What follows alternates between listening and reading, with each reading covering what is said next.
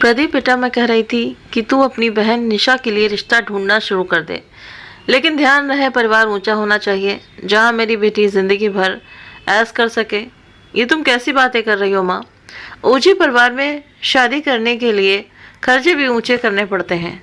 अब मैं अकेला कितने सारे खर्चे उठाऊंगा? प्रदीप ने नाराजगी जताते हुए कहा तो उसकी माँ मनोरमा जी बोली, वो मुझे नहीं पता, बहन की शादी की जिम्मेदारी तो तेरे ऊपर ही है। अगर तेरे पिताजी होते तो वो भी ऊंचा खानदान ही देखते। मुझे तुमसे ये उम्मीद नहीं थी बेटा कि तू अपनी जिम्मेदारी भूल जाएगा।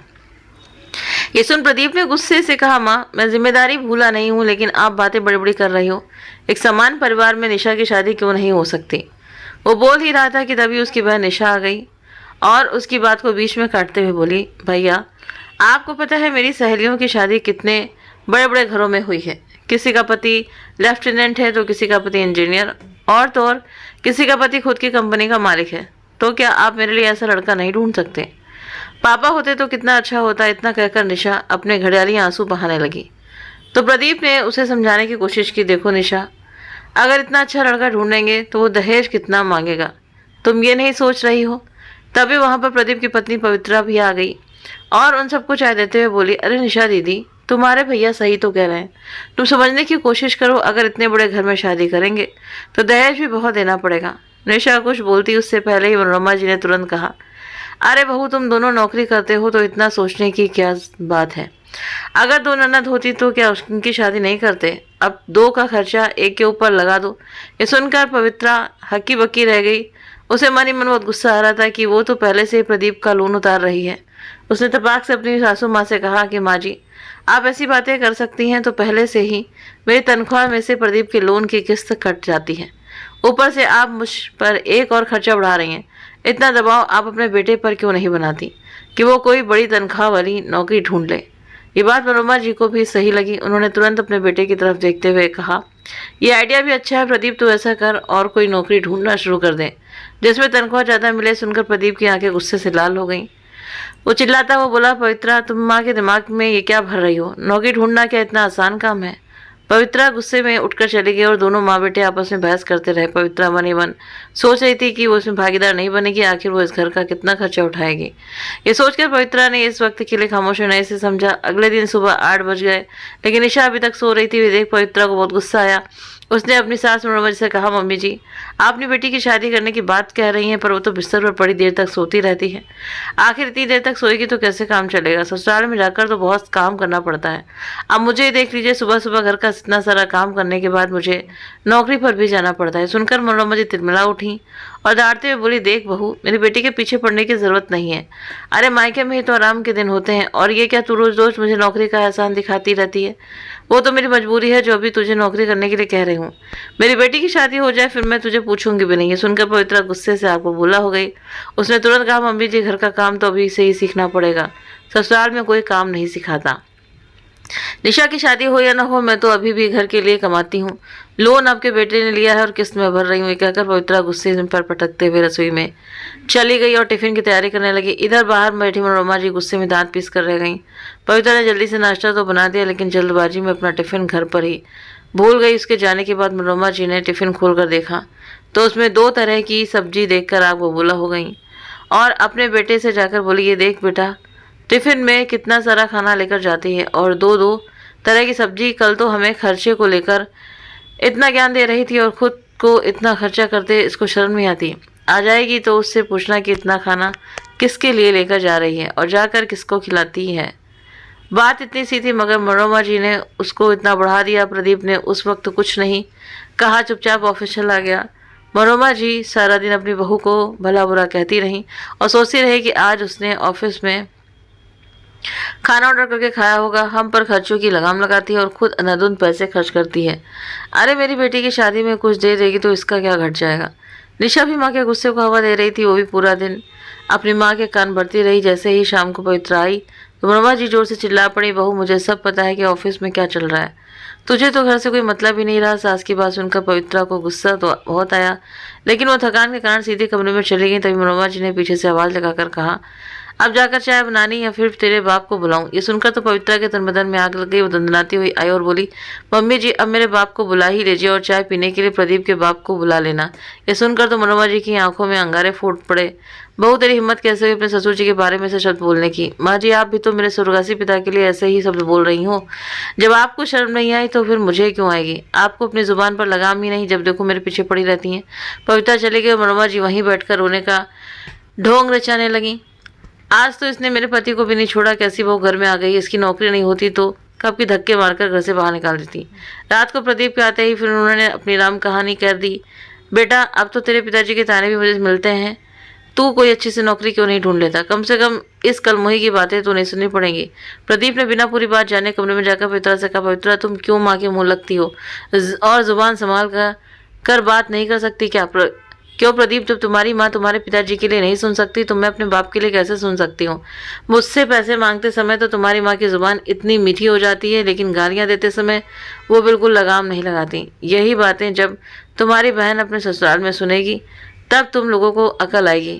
उसकी बात सुनकर प्रदीप को भी समझ आ गया था कि उसकी माँ ने क्या किया होगा। निशा की हरकतें तो वो पहले से ही जानता था, इसीलिए कुछ नहीं बोला और चुपचाप लेट गया। हफ्ते भर घर में शांति रही क्योंकि अब महीने का अंत आ रहा था और दोनों की तनख्वाह आने का भी समय हो रहा था। यही वो समय होता था जब मनोरमा जी घर में शांति बनाकर रखती थी और किसी से कुछ नहीं कहती थी।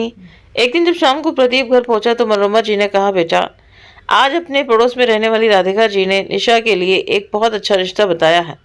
मुझे तो लड़के का परिवार और लड़का बहुत पसंद है। राधिका जी ने मेरी लड़के की माँ से बात भी करवा दी है। मुझे तो बहुत अच्छा लगा। बस अब आगे बात बढ़ानी है। ये सुनकर प्रदीप ने अपना बैग एक तरफ रखते हुए कहा, वैसे तो लड़का करता क्या है। अरे बेटा लड़के के बारे में तो तुम सुनकर हैरान हो जाओगे। अरे भाई लड़का एक होटल का मालिक है, लेकिन फिर भी इतना बड़ा आदमी होने के बावजूद भी शादी अपनी माँ की मर्जी से करना चाहता है। उन्होंने निशा की फ़ोटो देखी और उनको निशा पसंद भी आ गई है। अब वो बस मिलना चाहते हैं। तभी रसोई में चाय बना रही पवित्रा तुरंत चाय लेकर बाहर आई और बोली, मम्मी जी फिर तो निशा दीदी से कहिए कि अब घर संभालना सीख लें। सुबह जल्दी सोकर उठना भी शुरू कर दें, नहीं तो ससुराल में बहुत सुनना पड़ेगा। तभी मनोरमा जी ने आंखें निकालकर पवित्रा को देखा और बोली, तू अपना मुंह बंद कर रखा कर, जब देखो मेरी बेटी के पीछे पड़ी रहती है। तो पवित्रा गुस्से में वापस चली गई क्योंकि उसे पता था कि अब यहाँ पर ऐसी बातें होंगी जिसे सुनकर उसके तन बदन में आग लग जाएगी। लेकिन तभी उसके कानों में मनोरमा जी की आवाज़ पड़ी, देख बेटा मैं सोच रही हूँ बहू के जेवर निशा को शादी में चढ़ा देंगे। सामान का इंतजाम तुम्हारे लोन से हो जाएगा। उन लोगों की डिमांड एक गाड़ी की है, उनके लिए मैंने कह दिया है कि शादी के बाद दे देंगे। ये सुनकर प्रदीप को गुस्से से कहा, मम्मी आपने इतने बड़े लेन देन की बात कर ली और मुझसे पूछा तक नहीं। अरे उस लड़के का होटल भी है या नहीं, अभी तो इस बात की भी इंक्वायरी नहीं की। अरे बेटा वो सब जिम्मेदारी मेरी है, तुम बस पैसों का इंतजाम कर लो। बहू के घर से आए इतने सारे गिफ्ट अभी तक पैक रखे हैं, उनको भी निशा को दे देंगे। पवित्र सारी बातें अब कान लगाकर सुन रही थी। जो सुनकर उसके अंदर अब ज्वालामुखी फटने को तैयार था। तभी मनोरमा जी ने फिर से कहा, जा बेटा तू उस महारानी से बात कर ले, क्योंकि उससे बात करना मेरे बस की बात नहीं है। उसे तो अपनी ननद की शादी की कोई फिक्र ही नहीं है। अब प्रदीप जैसे ही कमरे में गया तो पवित्रा ने कहा, प्रदीप मैं कल ऑफिस में इस्तीफा दे दूंगी। अब नौकरी करके थक चुकी हूँ मैं। ऐसी नौकरी से करने का क्या फ़ायदा जो सब उसका फ़ायदा उठाने लगे। मुझे सब पता है कि तुम लोगों के मन में क्या चल रहा है। ये सुनते ही प्रदीप आंखें लाल करके बोला, कोई ज़रूरत नहीं इस्तीफा देने की। अभी तुम अकेली नहीं हो जो ससुराल में रहकर नौकरी कर रही हो। अब क्या तुम्हें मेरे घर वाले सर पर बिठाएंगे। तभी वहाँ पर मनोरमा जी आ गई, जो बाहर कान लगाकर उनकी बातें सुन रही थी। वो जोर से चिल्लाकर बोली, बहू कान खोलकर सुन लो, जब तक मेरी तेरी ननद की शादी नहीं हो जाती तो नौकरी नहीं छोड़ेगी। ये मेरा आखिरी फैसला है। तभी पवित्रा ने कहा, अच्छा बहू के मायके का सामान ननद को देने की बात हो रही है, यहाँ तक कि आप मेरे जेवर भी निशा को देने की बात कर रही हो। अरे आपको शर्म आनी चाहिए। अगर आपकी इतनी हैसियत नहीं है तो इतने बड़े खानदान का लड़का क्यों देखा है। अब आप भी मेरी बात कान खोलकर सुन लो कि मैं कोई लोन लेने वाली नहीं हूँ और कल को ये नौकरी भी छोड़ दूंगी, क्योंकि मैं भी सुकून से रहना चाहती हूँ। इस रोज़ रोज़ की भाग दौड़ से थक गई हूँ, क्योंकि तुम्हारी बेटी कामचोर है जो मेरी कोई मदद भी नहीं करती। मनोरमा जी ने तुरंत चिल्ला कर कहा, बहुत जुबान संभाल कर बात करो, तुझे भी लोन लेना पड़ेगा और नौकरी भी करनी पड़ेगी। अरे तुम्हें मेरी बेटी से जलन हो रही है कि उसको इतना अच्छा रिश्ता मिल गया है, इसीलिए तू नहीं चाहते कि इस घर में मेरी बेटी की शादी हो। तभी पवित्र ने प्रदीप की तरफ देखकर कहा, तुम कुछ बोलते क्यों नहीं हो। तुम्हारी माँ बहन मेरे पीछे पड़ी है, मुझे कस तले दबा देना चाहती हैं। अगर आज तुम कुछ नहीं बोले तो कल देखना मैं क्या करती हूँ। प्रदीप पवित्रा की बात सुनकर चिल्ला पड़ा, तुम में से कोई भी मुझे शांति से सोचने का मौका नहीं दे रहा।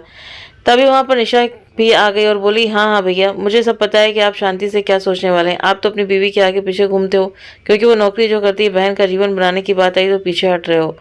तभी पवित्र ने निशा के बीच में टोकते हुए कहा, एक तो कामचोर हो और लड़का तुम्हें ऊंचे खानदान का चाहिए। अरे ऊंचे खानदान में रहने के लिए खुद को भी उस काबिल बनाना होना चाहिए। कहीं ऐसा ना हो कि शादी के 2 दिन बाद ही तुम्हारा तलाक हो जाए। सुनकर मनोरमा जी जोर से दाढ़ी बहुत जुबान को लगाम दे, वरना तेरा खानदान यही इकट्ठा कर दूंगी।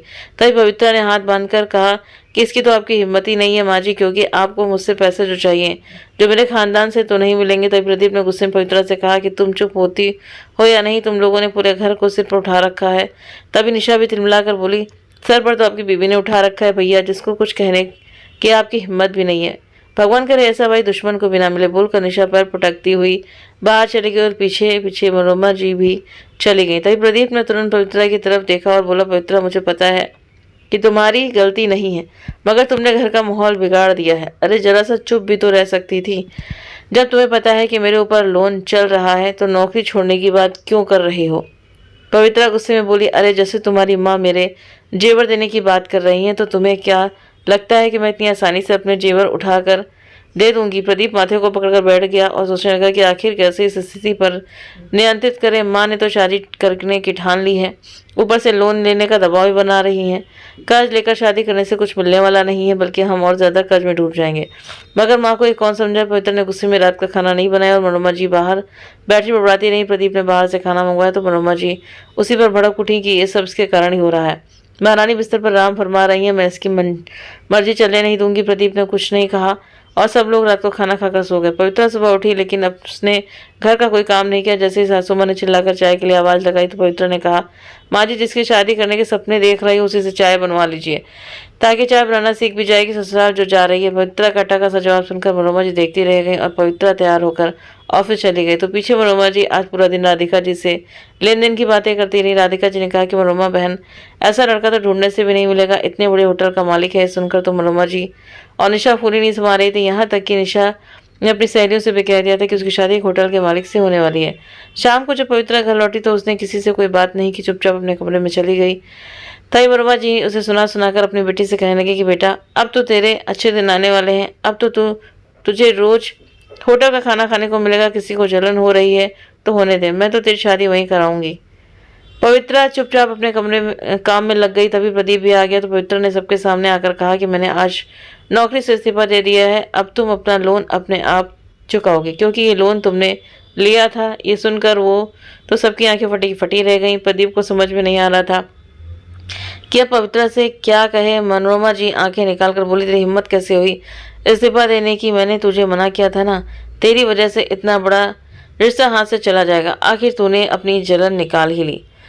उसी समय राधिका जी भी घर में आ गई और आकर बोली, मनोरमा बहन, तूने जवाब नहीं दिया कि शादी में कितना खर्चा करोगी? तभी सामने खड़ी पवित्रा ने राधिका जी से कहा, आंटी जी, यहाँ पर कोई शादी नहीं होने वाली है। ये सुनकर मनोरमा जी ने तुरंत कहा, बहू तू पागल हो गई है क्या? इतना बड़ा रिश्ता टुकरा रही हो? माँ जी, आज जिसको आप होटल का मालिक समझती हो वो मालिक नहीं बल्कि एक वेटर है। बस उसने केबिन में बैठकर कुछ तस्वीरें खींच ली और वही आपको भेज दी। जरा आंटी जी से पूछिए कि वो झूठ क्यों बोल रही हैं।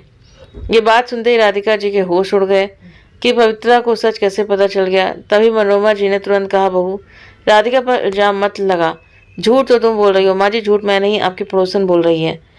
कहता पवित्र ने अपने फ़ोन में एक छोटा सा वीडियो दिखाया जिसमें लड़का होटल में वेटर बनकर लोगों को खाना सर्व कर रहा था। ये देखकर तो मनोरमा जी के पैरों तले जमीन खिसक गई और राधिका जी तुरंत उठकर वहां से खिसक गई। प्रदीप ने अपने माथे पर हाथ रखा और अपनी माँ से बोला, माँ, हमारे साथ धोखा होने वाला था, जिसके कारण हम कर्ज में डूबने वाले थे। ये तो पवित्रा के कारण हम बच गए। तभी पवित्रा ने कहा, आज मेरी सहेली का जन्मदिन था, वो मुझे एक होटल में लेकर गई थी। वहीं मैंने इस लड़के को देखा और पहचान लिया, क्योंकि उस दिन मैंने टेबल पर रखी इस लड़के की फोटो देख ली थी।